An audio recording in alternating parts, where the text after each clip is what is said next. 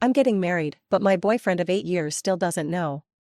Because he recently hired a female secretary and has been too busy to notice.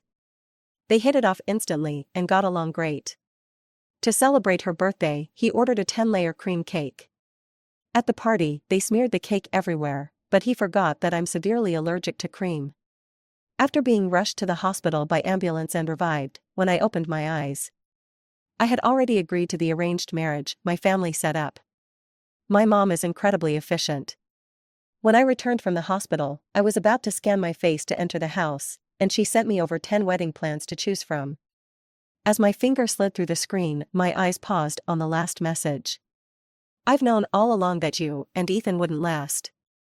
Someone who truly wants to marry you wouldn't have dragged things on for 8 years. It's not too late to realize it now. The wedding plans have already been prepared for you. The wedding is in 3 days. You can take your time packing, no rush.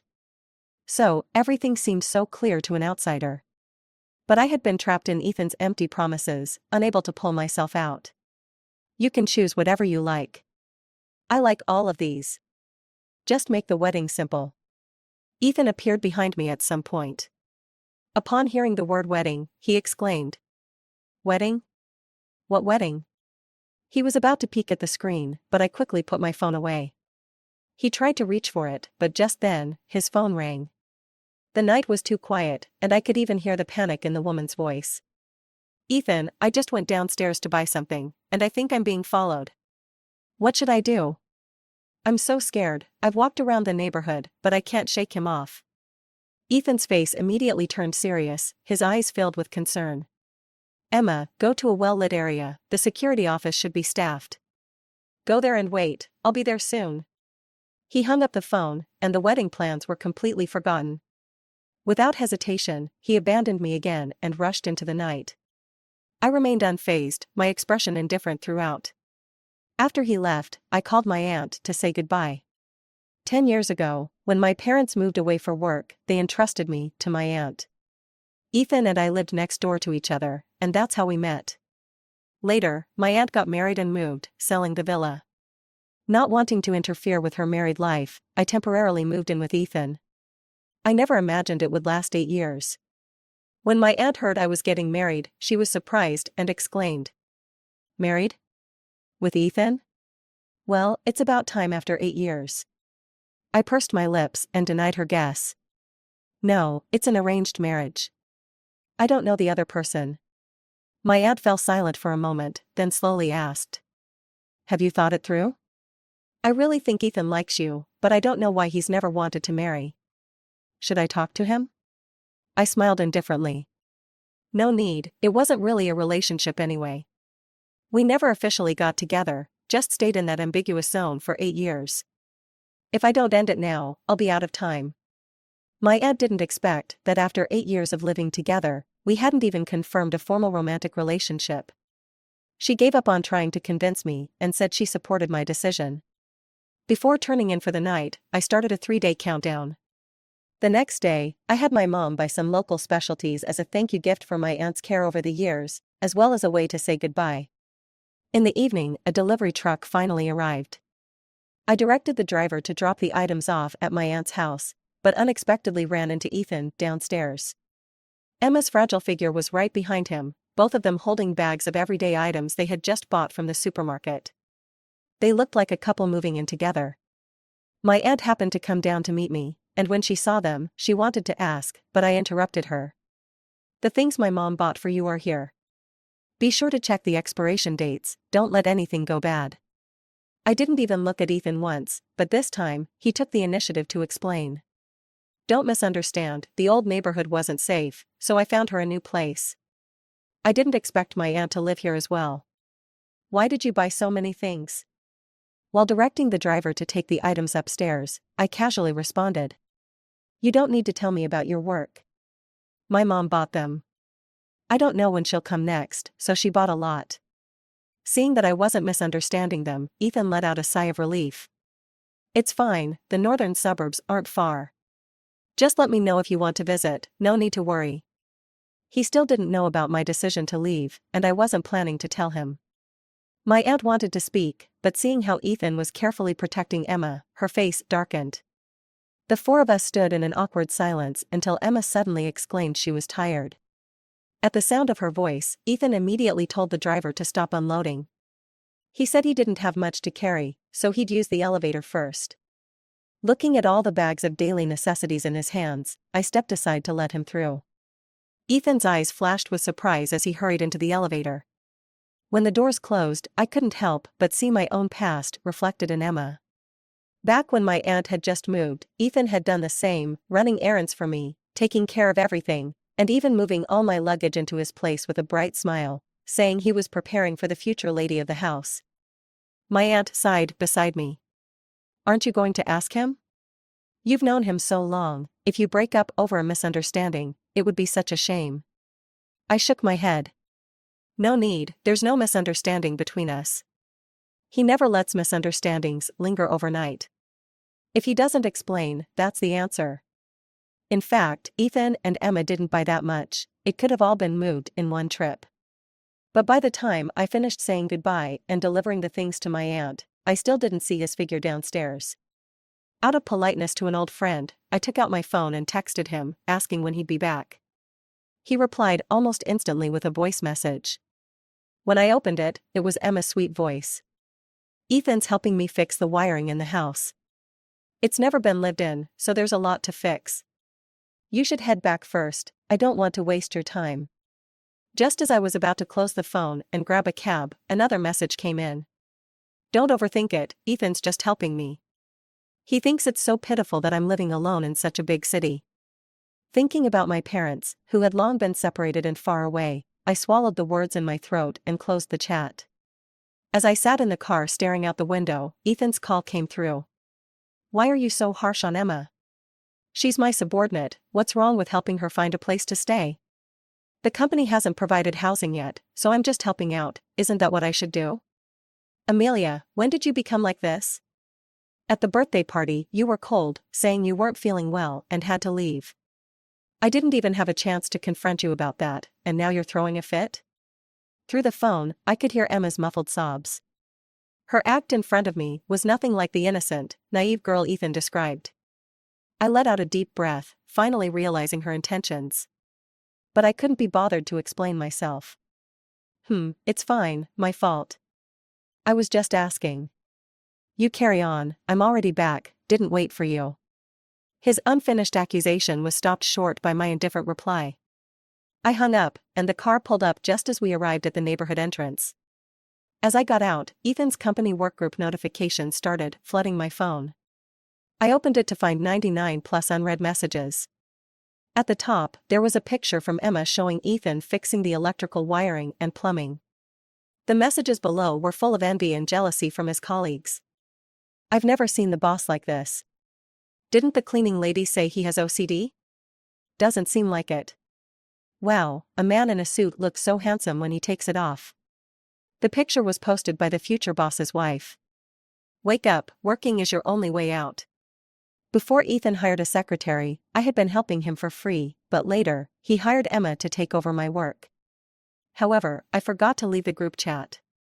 After reading all the replies in the group, I deleted the chat history and exited. Now that I've made the decision to leave, seeing them interact as a married couple no longer feels as painful as it once would have. In a daze, I remembered that when I first graduated and joined the company, he used to post my daily work routine in the group. The photos he secretly took were either of me making coffee or writing out my schedule. Everyone in the company could tell that he had feelings for me. With love as his motivation, even work seemed sweet. The boring work group came to life because of his overwhelming affection. But all of this changed the moment Emma appeared. She took over all my duties. Ethan started banning any messages about me in the group. He openly and subtly favored his new secretary. A colleague who used to be on good terms with me only mentioned that Emma wasn't as competent as I was, and Ethan immediately docked her bonus for an entire year. In the end, I secretly transferred 50,000 yuan to her so she wouldn't quit out of anger. Returning to the home I had lived in for 8 years but never truly belonged to, I quickly packed up the things I was taking with me. My eyes fell on a thick album filled with photos from the past 10 years. I held it close to my chest and sat on the bed, flipping through the pages. Each photo inside represented a gift Ethan had given me. 8 years ago, he told me that after giving me 9,999 surprises, we would walk into the hall of marriage together. He wanted to bribe me with his sincerity, piece by piece, until I willingly became his wife. This custom-made album with 9,999 photos now only had one last blank page. I never thought it would end like this. I took the album downstairs to an empty spot, set it on fire with a lighter. I watched as the photos burned, turning into ashes. And with them went my 8 years of youth. When Ethan came back, this was what he saw, a scene that drained the color from his face. He rushed over and pushed me to the ground, trying to grab the album to save it. But the searing heat kept him away, his hand turning bright red within seconds. He was frantic, stomping on the album, watching the flames rapidly consume each photo. He yelled at me. "Why are you burning it? What the hell is wrong with you? You've destroyed everything we've built." I struggled to get up from the floor, brushing the thick dust off my pajamas. The fire illuminated my face with a warm glow, but my voice was colder than ice. "It's nothing. I just opened it and saw some bugs crawling around, maybe cockroaches. I decided to burn it." He saw my movement and finally realized he had overreacted. He sighed deeply and said, "Are you okay? I'm sorry, I was too anxious earlier. We've spent 10 years collecting those photos. Didn't we agree to show them at our wedding? Why would you suddenly burn them? If there were bugs, you could have waited for me to come back or sent me a message. I would have figured something out." I didn't even want to look at him anymore. This man in front of me was no longer the one who had promised to protect me for a lifetime. "You haven't been home in a while, you must be busy with work. I didn't want to trouble you with something so small." He stood beside me, looking at the fire with regret in his eyes. It was almost too ironic. He had sacrificed our 10 years of love for another woman, and now he was playing the role of a tender lover? I turned to leave. But he thought I was just sulking, grabbing my arm and pulling me into his embrace.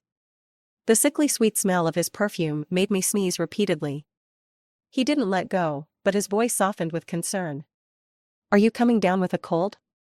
I'm sorry, I've been too busy lately and neglected your feelings. How about this, when I'm done with work in a few days, I'll take you to reshoot the pictures. We'll make up for the ones you burned, 2 times as many." If I had heard this in the past, I might have lost my mind and forgiven him. But after being sent to the emergency room once, I no longer wanted anything to do with him. He could forget even my life-threatening allergens for another woman. How could I continue to deceive myself with this kind of love? Once he calmed down, I firmly pulled my arm out of his grasp. "You don't need to apologize. If you really feel sorry, how about making up for my birthday party?" Because of my allergy to cream, I had never been able to have a perfect birthday party. But since I was leaving the day after tomorrow, I wanted to experience a birthday with him involved for the last time. When he heard my simple request, panic flickered in his eyes, and unease slowly crept in. He nodded and was about to ask something, but his phone rang. Looking at the caller ID, he hurriedly explained. "There's something urgent at the company. I'll take care of it, and you don't need to wait for me tonight. I'll definitely make it up to you. Don't overthink it." While speaking, his steps were already hastily retreating. By the time he finished the sentence, he was already dozens of meters away. I knew it was Emma's special ringtone. But I didn't confront him with the lie. The next morning, the party planners arrived at the house. Emma showed up too, claiming she designed the plan and needed to supervise the setup. But after spending the entire day decorating, I realized this scene was nothing but a simplified version of her own birthday party. After sending the staff off in the evening, she walked up to me, her face full of challenge. "Well, everyone worked hard all day. What do you think? Does it befit your status?" I stared at the necklace around her neck, the one I had lost, and said coldly, "Second-hand goods. It's perfect for you. Keep it for yourself." As soon as I spoke, she glanced aside and suddenly grabbed a crystal ornament from the shelf, smashing it onto the floor. The shards cut her foot, and she cried out in pain, looking pitiful. Before I could react, Ethan slapped me across the face. "Have you had enough? Emma kindly took time off to help you set up the party, and this is how you act? If you're not happy with it, then set it up yourself. He didn't give me a chance to explain, letting out all his frustration before picking up Emma and rushing out. I sat alone in the silent living room, watching the empty scene around me all night. By morning, not a single guest had shown up for the party. Then again, it seemed I only had Ethan as a friend in these 10 years. When the birthday cake arrived, I unwrapped it and cut myself a small piece. I stuck the smallest candle into it, closed my eyes, and made a wish. My wish was simple: never to see him again. Because of my allergy, I didn't end up eating the cake. When the countdown ended, and my phone buzzed with reminders, I grabbed my suitcase and left without looking back. On the way to the airport, I sent Ethan one last message. This is the end. We don't need to keep in touch. We didn't even break up, one simple sentence, and I said goodbye to 10 years of my youth. As I turned off my phone before boarding, his frantic calls flooded in. How long has it been since he last worried about me like this? 3 years? 5 years? Or maybe even longer. In my memory, the two of us were always inseparable, stuck together like glue. Our understanding of each other far surpassed that of anyone else in the world. Sometimes, we didn't even need words, just a glance, and he could understand exactly how I felt. Maybe it was my deep dependence on him that made him so certain I would never leave him in this lifetime. That I would never be able to leave him. So he took it for granted to hurt me, to blatantly shower another woman with attention. Completely forgetting that I, too, am human, with flesh and blood, and that I could feel sadness and pain. I glanced at the countless missed calls on the screen and blocked his number. When I was about to delete him from my social media, I noticed that he had changed his profile picture. The cartoon image I had drawn for him 8 years ago was gone, replaced by a real photo of him that was nothing like his usual style. At that moment, I remembered an old saying online. When a guy who never changes his profile picture suddenly does, it means there's another woman in his life. I froze, my fingers trembling as I pressed the delete button. 10 years of memories and chat history vanished in an instant, and my feelings came to a definitive end. As I looked at the message from my aunt reminding me to be safe, I replied, "Don't worry." After turning off my phone, I boarded the plane without a second glance. 3 hours. Not long, not short.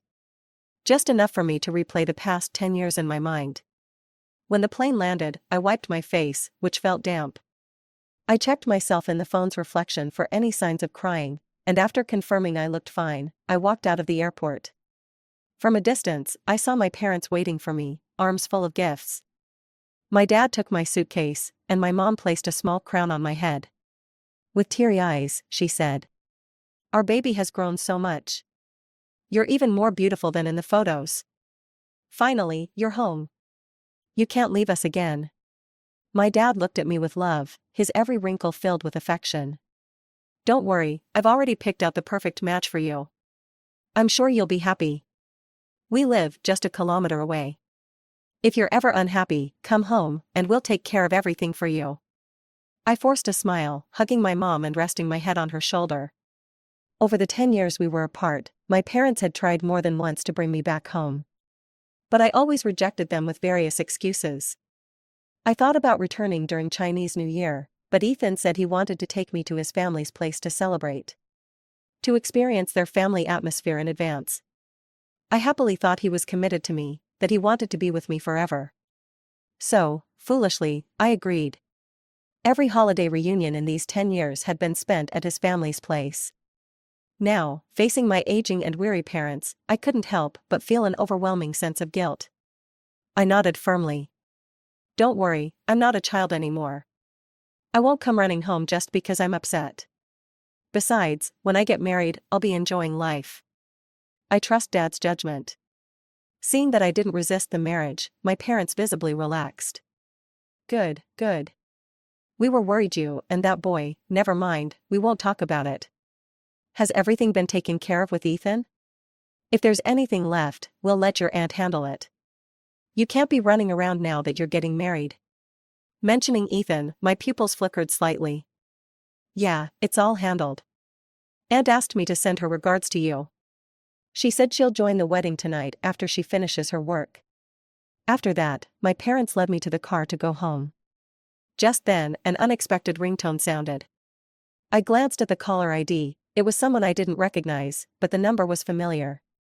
When I answered, Ethan's voice came through, thick with restrained anger. "Who gave you the nerve to block me? Where did you go? Where are you now? You've hurt Emma like this, and you have nothing to say? You didn't even clean up the party at home, and now you're gone. I'm giving you an hour to apologize to Emma at the hospital. Otherwise, I'll really get angry this time." Before I could speak, I heard Emma's soft voice. "I'm fine. It's just some minor scratches. Don't blame Amelia, it wasn't on purpose. Maybe she didn't like the setup. I saw her staring at the scene at my party, thinking she would like it, but it was my mistake." The call was abruptly ended, and I knew without thinking that he was busy calming Emma down. A sick feeling churned in my stomach, almost rising to my throat. My mom noticed my pale face and, worried, asked, "Sweetheart, what's wrong? Are you feeling unwell? Should I get you some medicine?" I pressed my lips together and shook my head. "I'm fine. It's just a prank call. Let's go home." "What about the wedding? Should we go try on the wedding dress on the way? They only took your measurements, and I'm worried it might not fit tomorrow." My mom thought for a second, then told Dad to turn the car around and head to the bridal shop. "You always think ahead. But those dresses are custom-made by experts, so if your measurements are right, it should fit. Still, it wouldn't hurt to try it on and let me see how beautiful my baby looks as a bride." Seeing the eager light in her eyes, I didn't respond. The traffic was terrible in the city, and it took over an hour to reach the store. With the help of the staff, it took another hour before I was in the wedding dress. Looking at myself in the mirror, familiar yet strange, I couldn't hold back the tears. This dress is so beautiful. Just like the one I had dreamed about. Too bad the groom was someone else. Mom excitedly picked up her phone and began taking pictures, trying to capture every beautiful moment. Before I could stop her, she had already posted the photos online.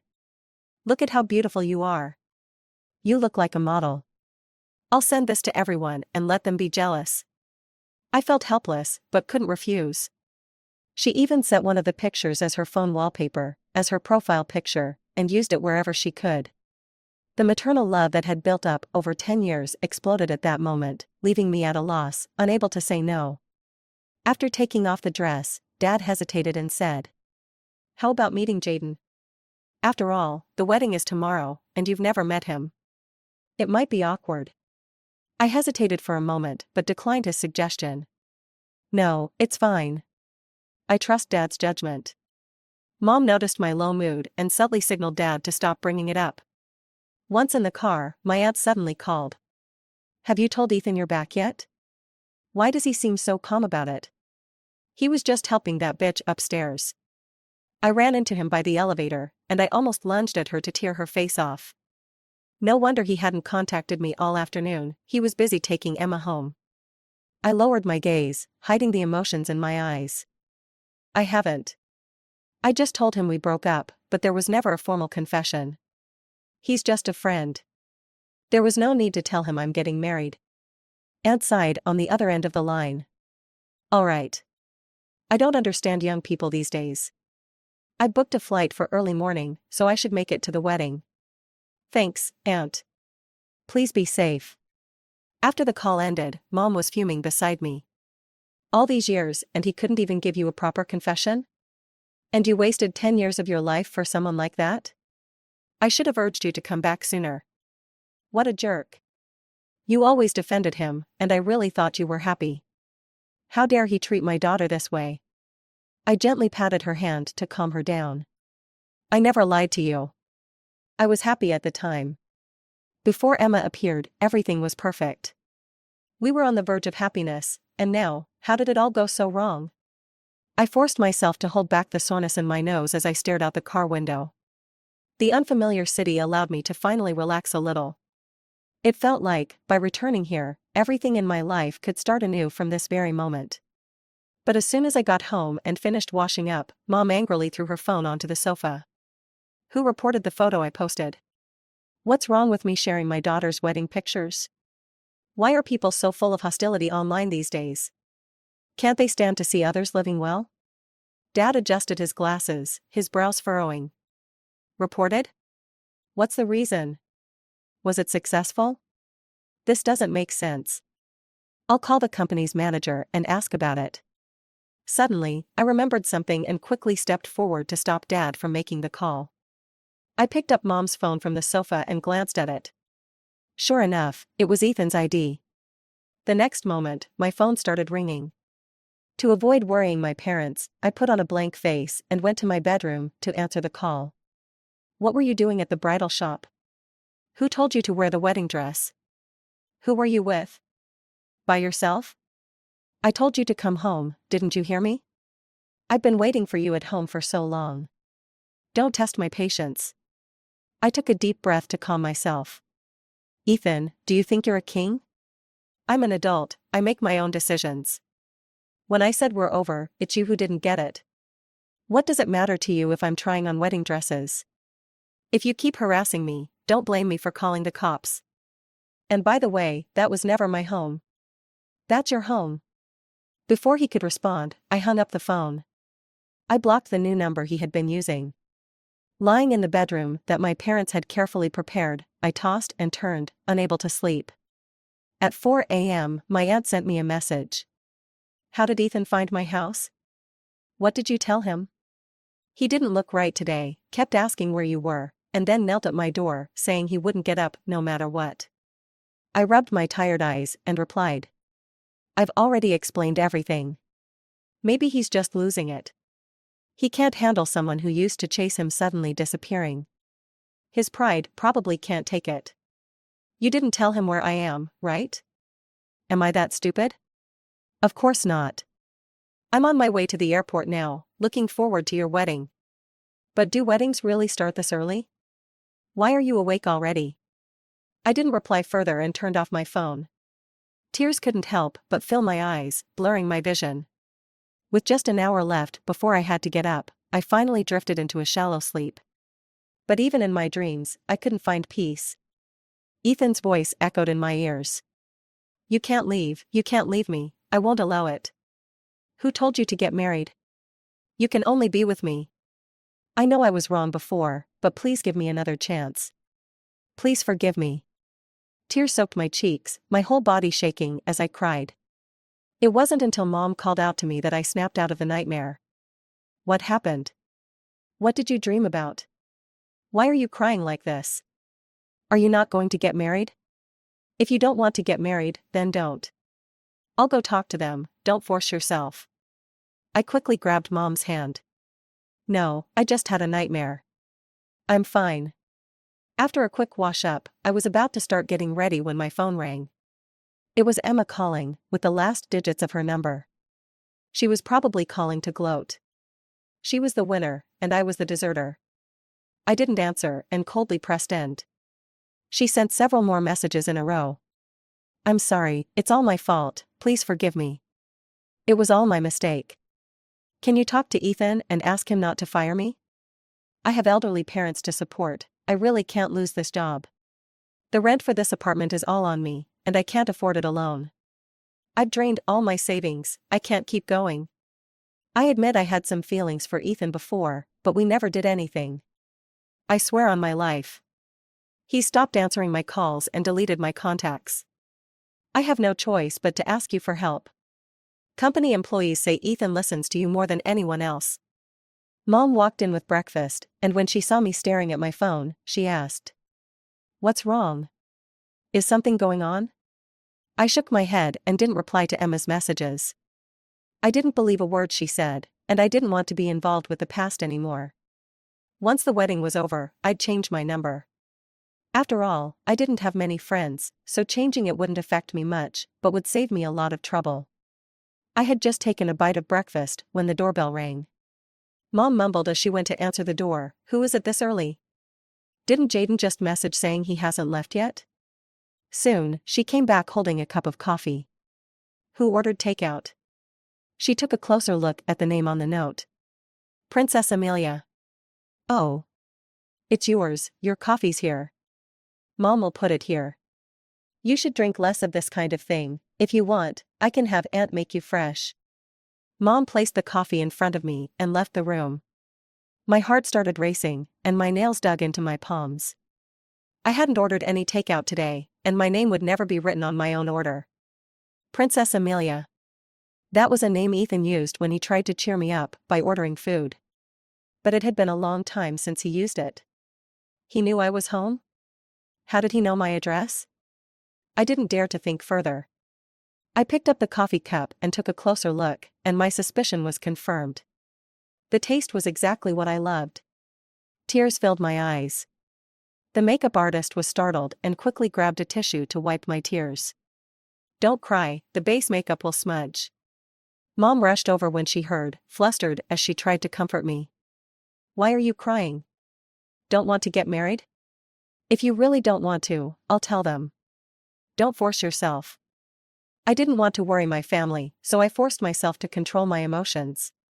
My chest still felt tight, but I let the makeup artist continue. Mom, don't worry. I'm just reluctant to leave you and Dad. I'm fine. Mom finally relaxed when she saw I was okay. You scared me to death. Don't worry, I've already spoken to his family. After the wedding, you'll come back home to stay, take it slow, and wait for your feelings to stabilize before living together. She didn't feel comfortable leaving me alone with the makeup artist, so she stayed with me. Until the makeup was done. Until Jaden arrived to take me to the wedding. This was the first time I saw him, yet he felt strangely familiar. He had the demeanor of a true gentleman, completely different from the spoiled rich kid I had imagined. As expected, Dad's judgment was much better than mine. We didn't exchange a word the entire way. When we arrived at the hotel, he got out of the car and, in front of everyone, carried me inside. I was so startled that I instinctively wrapped my arms around his neck. The subtle smile at the corner of his lips caught my eye, and my heartbeat quickened involuntarily. Soon, it was time for the wedding to begin. My aunt rushed in just before it started, giving me a tight hug. I don't know what happened, but today the taxi was acting strange. It took me in circles before I finally arrived. I didn't think much of it and assumed the driver was trying to avoid traffic. I had her sit down to rest and went up to the stage myself. But ever since I entered the venue, a feeling of unease had filled my heart. When the ceremony reached the point of exchanging rings, a man's furious shout suddenly came from outside the door. Stop. I don't agree. The next moment, Ethan's tall figure appeared in front of everyone. Mom and Dad's faces immediately darkened, and they quickly called security to escort him out. But for some reason, today Ethan, who usually cared so much about his pride, actually got into a physical fight with the security guards. One person took down an entire crowd. He quickly made his way to the front, striding with determination. He reached out his hand to me. Amelia, you can't marry him, you can only be my bride. I know I was wrong before, I admit all my mistakes. Please, give me a chance, please. I'll be there for your birthday from now on, I'll buy you a cake whenever you want. I remember you're allergic to cream, after you make your wish, I'll eat the cake for you, okay? Just come with me, if you come with me today, I'll agree to anything you want. Listening to his desperate, pleading words that sounded just like my dream, my heart didn't stir in the slightest. Seeing that I didn't respond, Jaden stepped in front of me, blocking Ethan's gaze. Then he turned to the side and gave orders to the bodyguards to remove the person from the wedding venue. The bodyguards from the Gu family were far more skilled than the hotel security, and within moments, they dragged Ethan out. I watched coldly, seeing him fall apart like never before.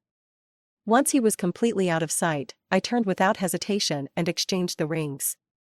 The little interruption at the wedding was quickly brushed off amidst the host's light-hearted jokes.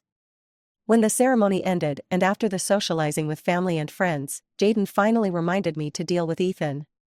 Looking at the calm and composed man in front of me, I nodded and lifted my dress to leave the hotel. Ethan was sitting by the roadside, his face covered in blood. The moment he saw me, he gritted his teeth and rushed toward me. He knelt straight down before me. Amelia, please listen to me. I was a jerk before, but I've realized what I did wrong. Please, give me a chance to make it up to you. I brought you the necklace that Emma stole from you, look. Saying this, he opened his palm, revealing the necklace. But by the time he'd changed his mind, the gift had lost all meaning. Whoever had it didn't matter anymore. Anything Emma wore, anyone she loved, all of it disgusted me. Seeing I didn't respond, Ethan panicked. I really know I was wrong. After you left, I watched the security footage at home. That day, you didn't lay a hand on her, it was all a setup by her. I didn't trust you, and I was fooled by her. It's all my fault. You can blame me, but please give me a chance to make up for it. We've known each other for 10 years, we grew up together, and we agreed we'd walk into the hall of marriage. Have you forgotten that? Hearing those words, I nodded slowly. I saw his eyes dim immediately. I coldly replied. Right, let's say I've forgotten, is that enough? That I was the one who changed my mind? You can think whatever you want. As you can see, I'm already married. I told you, we're done. There's no need for us to stay in contact anymore. Before he could respond, he hurriedly pulled out a photo album from his chest. It contained 9,998 carefully printed photos, as if a smaller version of the one I had burned. Without waiting for him to speak, I snatched it from his hands and threw it into the distant lake. He was startled, then quickly reacted, jumping into the lake to retrieve it. But the album had already vanished without a trace. Just like our relationship, it was beyond saving. Watching him climb out of the lake, soaked and disheveled, I said the final words, expressionless. Ethan, we were never officially together, but today, I've given you a proper goodbye. Stop this. Don't make me hate you. The last 10 years, let them stay in the past. Don't ruin the last bit of good memories I have of you. With that, I turned and walked away without looking back. End of the story.